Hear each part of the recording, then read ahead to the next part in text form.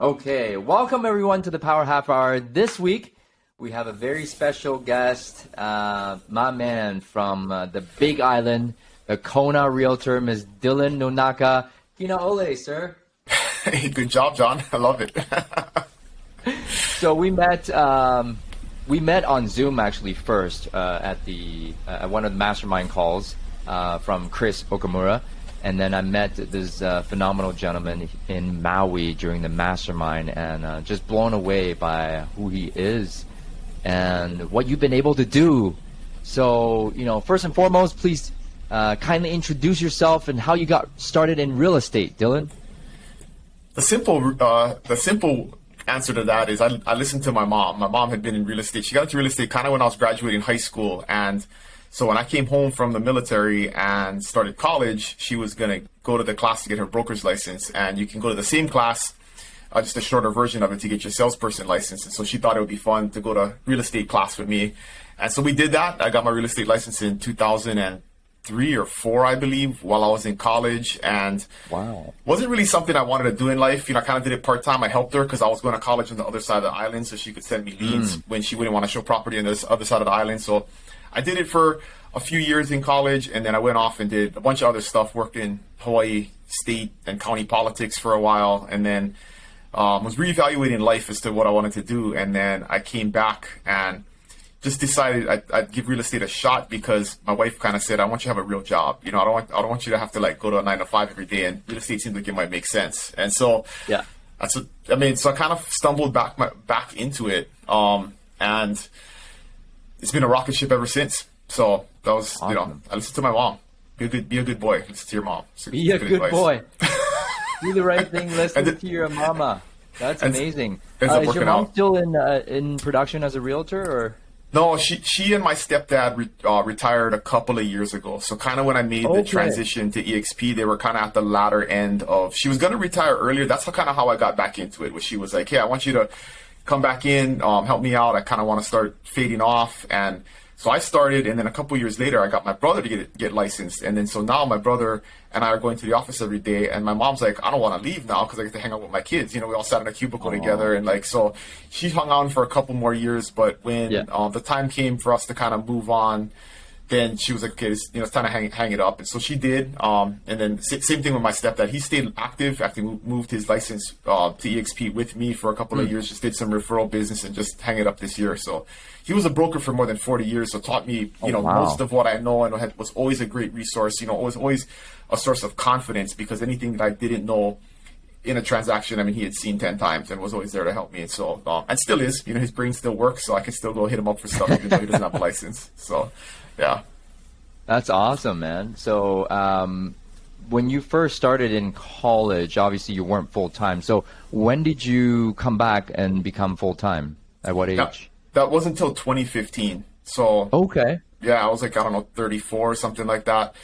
It really was, and this is an important kind of life lesson along the way, right? Is that when people ask me, do you like real estate, or why do you do real estate?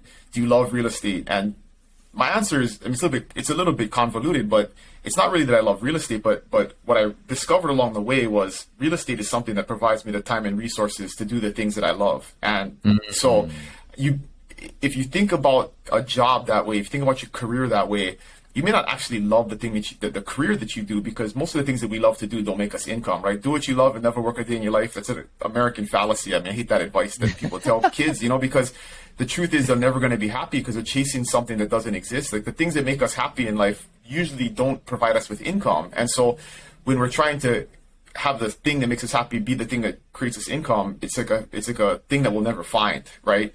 So I just look at real estate as, a vehicle. I'm passionate and excited to get up every morning and do it because I can go on 3 or 4 family vacations a year. I can leave my office at 3 o'clock every day and spend the afternoons with my kids. I can provide a lifestyle that I want for my family, my in-laws, my parents. I can support them if I need to. So that's what makes me motivated about real estate. Not selling houses. That's fun too, right? Helping people achieve the dream of home ownership is awesome, but that's not the thing that brings me true happiness, right? Yeah, this is so true. Do what you love and the money will follow. You don't have to love what you do. to have a good life. And like you said, it's a vehicle, and it provides us the life that we want. And we are grateful for the opportunity. Don't get me wrong. Yeah. But you don't have to love selling real estate, right? It's a means to an end, right? And the end is happiness. So yeah. That's as real as it gets, guys, is the means to an end a lot of times. And if you truly love real estate, great. Great. Right? So coming back to your start in 2015 when you came back full time, were you an individual agent then? I was an individual agent. I guess technically we kind of had a family team because my mom and my stepdad, we all kind of worked together on stuff, but it wasn't a team in the sense of what you see today and what we do today. It was more, hey, if somebody needed help show a property, we would. My mom kind of helped do transaction management. It wasn't very organized. It was just we worked together on deals. So in Hawaii, we're really backward. We're in the the dark ages in Hawaii when it comes to a lot of things. And the reality was the team concept didn't exist, and and still to some extent hardly exists. And there's more of it kind of in the bigger market on Oahu, but on our island, like I'm really the only mega team on the island that does what we do. So that's helpful because not a lot of competition, but it's also something that agents are unfamiliar with. And when they see that it exists and what it can provide them, it's very easy to get agents to join because I'm not competing and having agents that had a bad experience in other teams because it's kind of something that's brand new. So that's a double-edged sword, right? People are unfamiliar with it, but then they're also don't have any negative connotations towards it. So, yeah, it really wasn't until I came to EXP, and that's one of the the big blessings of my life is going to events. And the first one I went to was in Red Rock. It was before it was called Build. It was Brent's big event before it was called Build. And I saw these guys doing crazy, 1,000 units a year, 800 units a year, and they had these teams, and I'm like, holy crap, like you can do that? Like I didn't know that existed. Yeah. And so that kind of gave me the inspiration. And I looked at these guys and I'm like, they're not smart. They're no smarter than me. I mean, if they can do it, I could do it. And that was kind of my inspiration. And that's what I tell people to this day. I mean, I'm no smarter and better than anybody else. I just had an idea, followed a dream, and put the work in. That's the secret sauce. So. Wow. Okay. So you had a dream, had an idea, and you just ran with it. What keeps you motivated? Because you're taking on a lot. Again, it's the lifestyle that it provides. I've found I enjoy work a lot more now than I used to because my role now is to be a coach, mentor, a leader. I think I'm much better at doing those things. My life has prepared me in a lot of ways to be in that position more effectively than to actually be a real estate broker and sell real estate. I mean, I can do that. I know that world very well. I still provide that function. In Hawaii, we have to do a lot of broker reviewed contracts. Brokers got to sign everything. So I provide that function to my team. But in most days, I'm out there figuring out, how do we generate more leads? How do we come up with a better system? How do we be more efficient? How do I motivate people to get out there and do the work? I mean, and that stuff gives me way more personal satisfaction, than closing on a listing or getting a listing, right? I mean, so awesome. That keeps me motivated. I mean, the evolution of where we've gotten to, that's taken a while. It didn't happen overnight, and really, I didn't. Yeah. I'm 95% out of production, and that didn't really happen until the latter 6 months of last year when I really made a conscious effort to do that and focus more on the things that I needed to help the team continue to grow and be successful. That's amazing. I was just going to ask you if you're still in production. So 95% out and 5% maybe here and there referrals, whatnot. Yeah, I don't know. I mean, I wonder how you actually always get 100% out of production, right? Because I still have... I'll still go on a listing appointment with a listing specialist to help, close a listing. I'll do that from time to time. I still get a lot of inbound leads, and so I help convert those leads and then hand them off to it. So we have pretty good systems in place, but I still gotta be, if I'm going to be the face and the one doing the YouTube videos and doing all the social media, right? People are still reach out to you directly no matter what, and you're gonna have to have a process to then hand them over. So I don't know how you 100% ever get out of production, but maybe I'll get there one day. I mean, you're in real estate, right? No matter how you look at it, and you're going to be talking to clients whether Absolutely. You like it or not. I think at the end of the day, right? You have 103 team members on the local sales team. Yes, it's insane. Wow. That's and I can tell you, I've recruited 0 of them. Like it's wow. yeah, it's 100% built off of people swimming towards the ship. And that's the only people I want, right? If your motivation is not to be part of what we're building, the culture that we're building, the mindset that we have, I'm not interested, right? So I'm not out there trying to recruit top producers or individuals who have the wrong mindset and culture. And so that's really been the strongest driver. It's just people seeing, it's like-minded people that see what we do and say they want to be a part of what we're doing, and they self-select and join. So yeah, that hasn't been the intent. I mean, the growth, it's still kind of mind-blowing. And now I think about, okay, so if there's 100, what do I got to do to prepare to get to 200 or potentially 300? Yeah. When we were at 10, it was like, well, that was cool. And then we got to 20, and I was like, that's cool. And then it was at 50, and I'm like, man, this thing is getting like, I'm like, whew.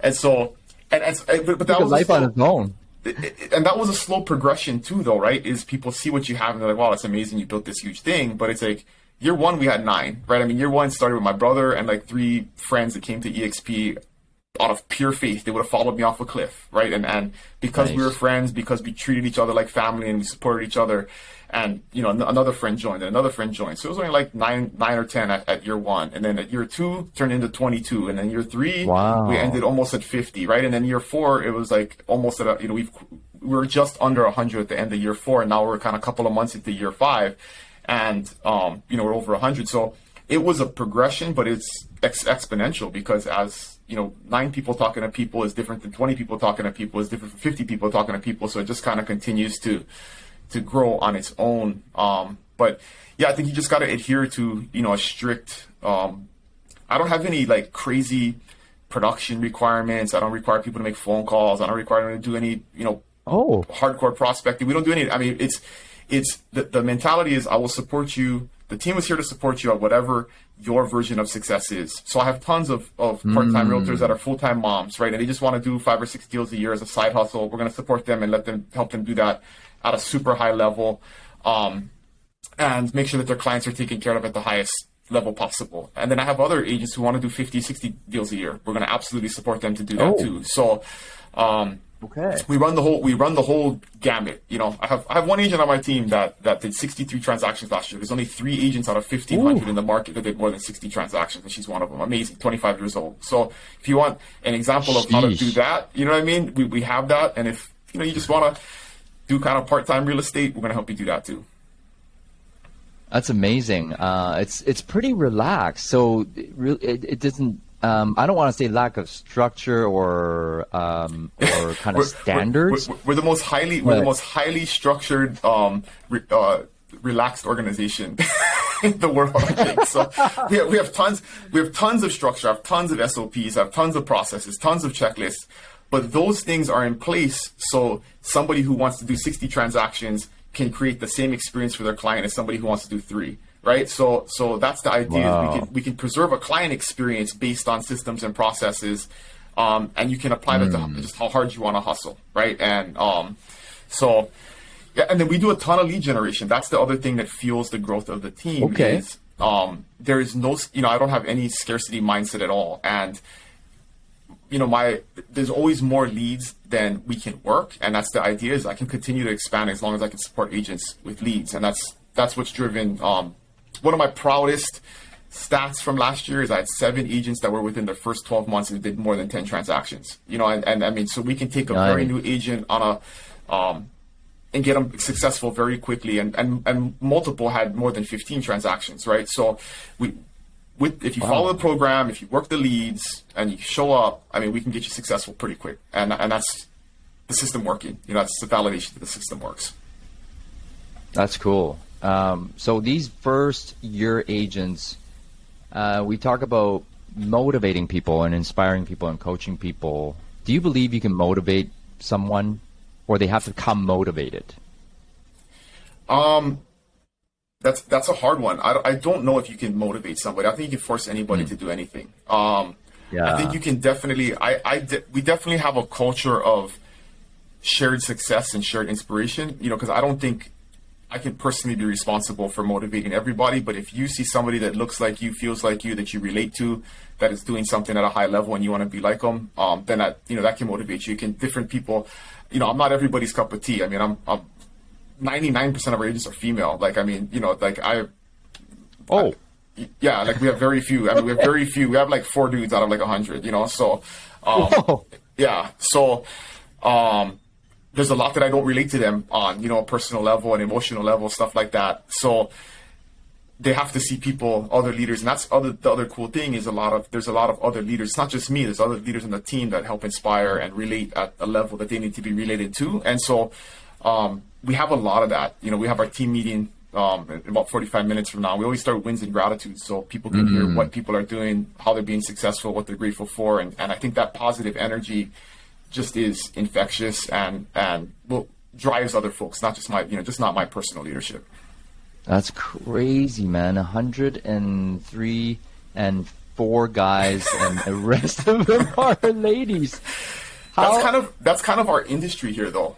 Okay. For the most part, mostly ladies. It's very female heavy. Yeah, I would say 80% of realtors in my market are female. Yeah. Oh wow. Yeah. Okay. Yeah. Interesting. So how do you become so attractive that you can attract people without recruiting people onto your team? Like, what do you work on to become more attractive? I think we just look like we have fun. You know, via social media you can create an image, right? But I think some people can see through it, or some people can see if it's genuine or not. And for the most part, we're not over polished, right? We're genuine, we're real, and we do a good job sharing the things that we do. Because outside of real estate, I mean, you know, we have a health and wellness program where the girls go on hikes and they do yoga and you know they do stuff like that on a monthly basis. We have lots of get-togethers. We have 2 team conferences a year, which we've made public, and that's, you know, we've been talking about you coming out and speaking at one of those. Yes, and we just project that, you know, we have an abundance mindset. We want to help you succeed. We want you to be part of something that can help you do that. And that doesn't exist. I mean, in the real estate culture, for the most part, it's a dog eat dog, every man for himself. And so we don't just talk about it, we show it, right? I mean, everything, like all my team meetings, like people are like, can I invite a friend? I'm like, you don't even have to ask. Like, the team meetings are completely public. If you want to come on and see what we're training on that day, absolutely. Yeah. I mean, to me, there's no proprietary information. So I think if you truly live that mindset, the people who are yearning for that, right? There's, again, the people who are trying to swim towards the ship, like that's what I want, right? If you want to stay on the island by yourself, cool. But if you want to swim towards the ship, the Brent Gove Love Boat, you know, I'm gonna welcome you on with open arms. And so that's what people relate to. You know, I think people see that, everybody emulates that, and then that's what gets people to come to us. Definitely. So really, it's about being real and having fun and showing that on social media. But don't try too hard, right? Just be you and have fun, and people will come. Yep. The best way to attract people, like you don't need to cold call agents to come on your team. If they see you having fun, they will come by themselves. And you attract the right people who have the right mindset, right? That are self-selecting. You don't have to convince them. You don't have to sell them. In 4 years and 100 people, I've had to turn one person away. I mean, it's crazy, you know. So, and I will turn you away. Like if it's not a right fit. I mean, we don't have a formal screening process, but there's kind of an approval process now where like the productive agents, if I get somebody who wants to join, I just do a quick background check. Anybody have any issues with this person? And you know, one thing that I don't tolerate is not treating everybody the same, right? So I don't like when a senior agent treats a new agent badly because they think that they don't know what they're doing, right? Or they'll respect a broker, but they won't respect the new agent. I mean, to me, that's a non-negotiable, right? I mean, who you are, you should be the same person to everybody. And people might be nice to me. I may have good interactions with them, but if one of my new agents did a deal recently with them and were not treated properly, I need to know that, right? Because that kind of speaks to your character and how you operate. So that's really the only screening. Our only rule is no assholes. It's the only rule. It's the only qualification. No assholes. That's really wise words. And it's so simple. No assholes on the team. No assholes for our clients. It's pretty simple. And it makes life fun and easy, right? When you have no assholes in your life. Totally. Amazing. Yeah. You guys did 500 deals last year. Yep. I didn't even know there were that many houses on the Big Island. You know what's crazy about that is in 2022 at our end of the year business planning conference, I told everybody, I said, the big goal next year is to get 10% market share. And everybody's like, that's crazy, right? And and we were about there. We're like 9.5% market share at the end of 22. So, and we're going to continue. Well, so there are only in fact 5,000 sales in all of the Big Island in 1 year. Yeah, 5,500. Yeah. So yeah, so there's not that many there's not that many transactions, right? And but again, if you look at it to me in that mindset, 10% is not that much. I'm not going for half. I'm not going even for 25. I just want 10. Like, seems reasonable, right? Why not? Crazy though, man. That's like you're Mr. Kona. Yeah, well, literally. That's another inside joke that we have, right? People say, "What's your goal?" I say, "World domination." That's the goal. So we're on our way.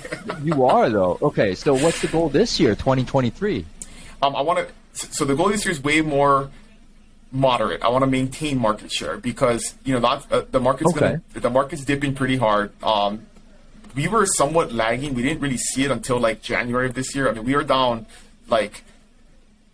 There's 280 sales in the month of January in the whole entire island. That's down from 720 back in March of last year. So March of last year, we were kind of like slowly falling. We got down to the 600s and the 500s and the 400s, and then it was 330 back in December, and then it was 280 in January. So we've personally, team-wise, have been tracking and maintaining market share, but going forward, we're really going to have to double down and get better, work harder. One of the things that I'm proud of is we have the mindset of back when interest rates started going up and everybody was just freaking out about what's going to happen to the market. I told everybody we are not participating. That's our mindset. Is we're going to continue to do what we did. We're going to be fine. We're going to continue to do deals, and for the most part, we haven't participated. There was a drop in our total sales in January, but it wasn't relative to the market. It wasn't the same. So we're just going to continue to grind and do what we do, show up every day, and everybody else can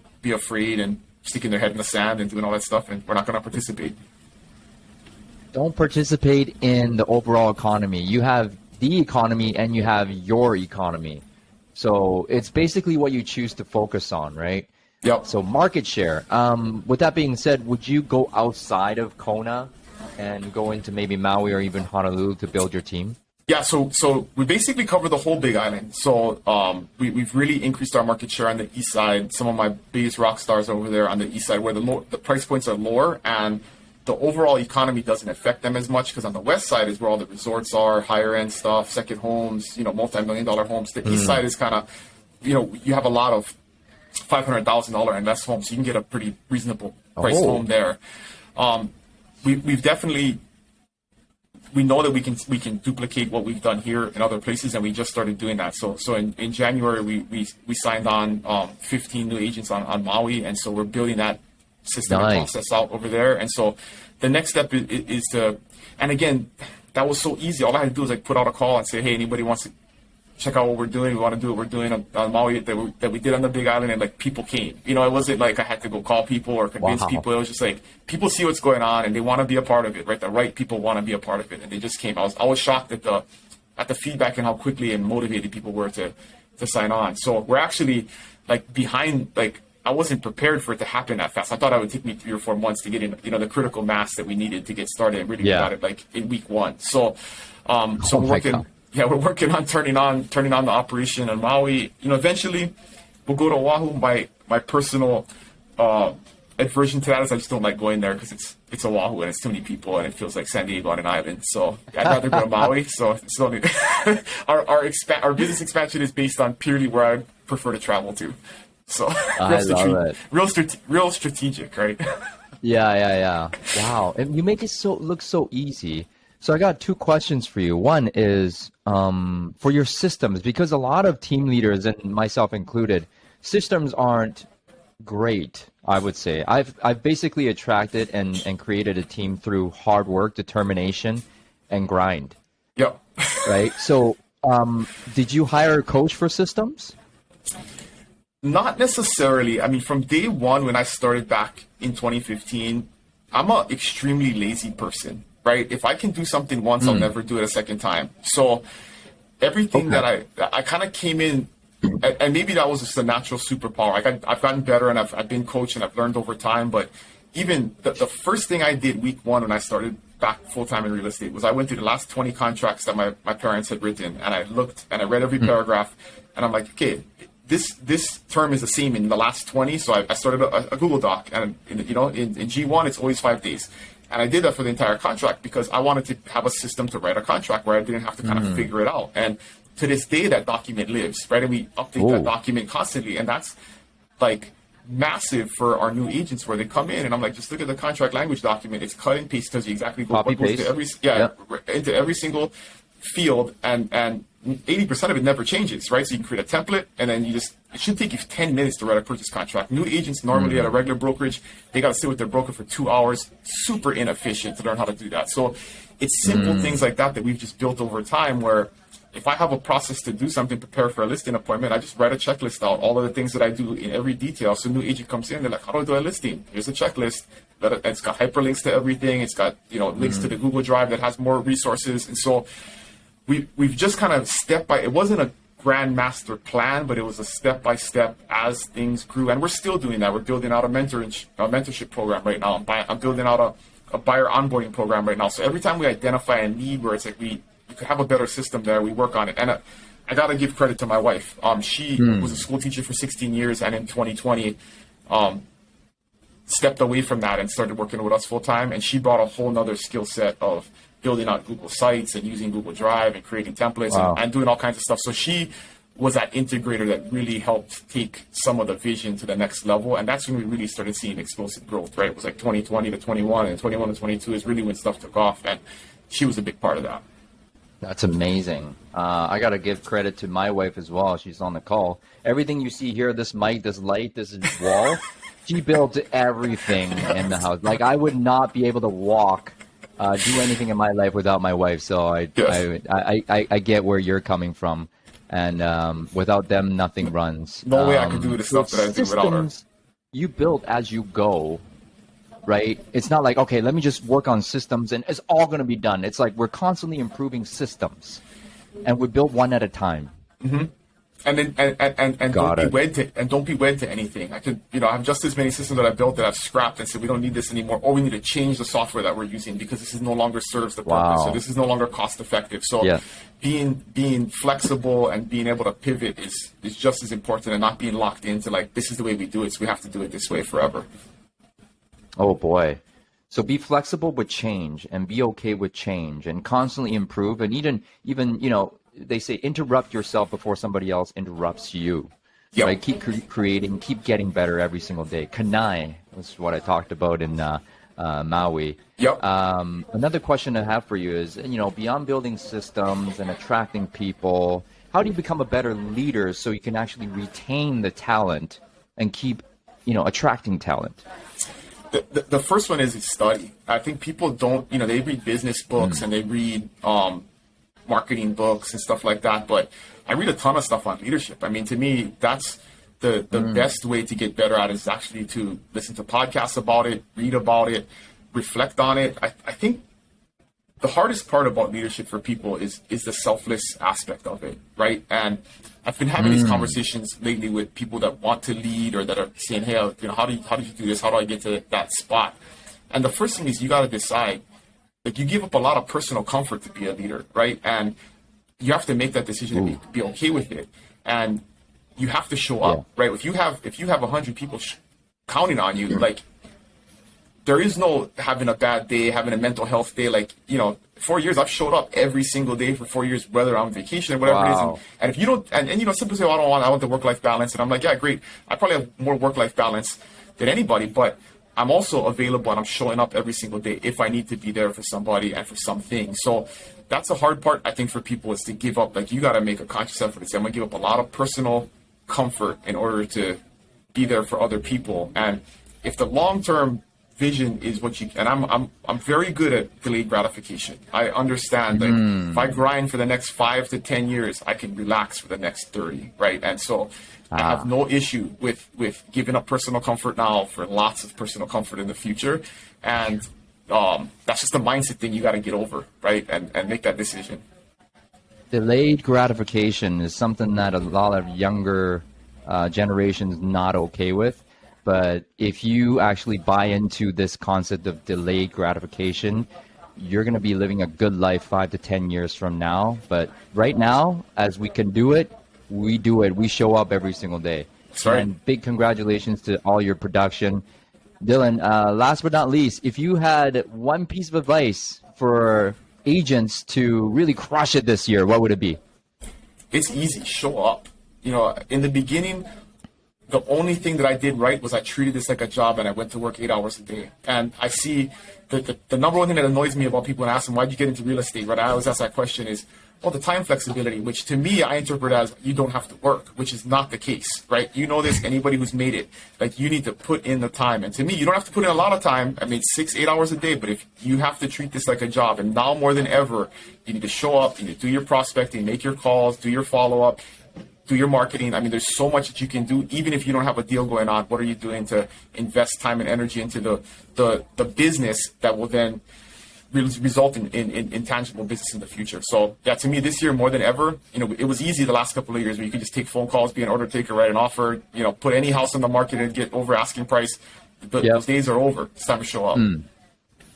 It's time to show up, guys, and work hard. Delayed gratification. Work hard now so you can have a great life later. Dylan, thank you so much. Aloha. Hey, thanks for having me, John. Mahalo, sir. Thank you. It was an honor, man. You're the best.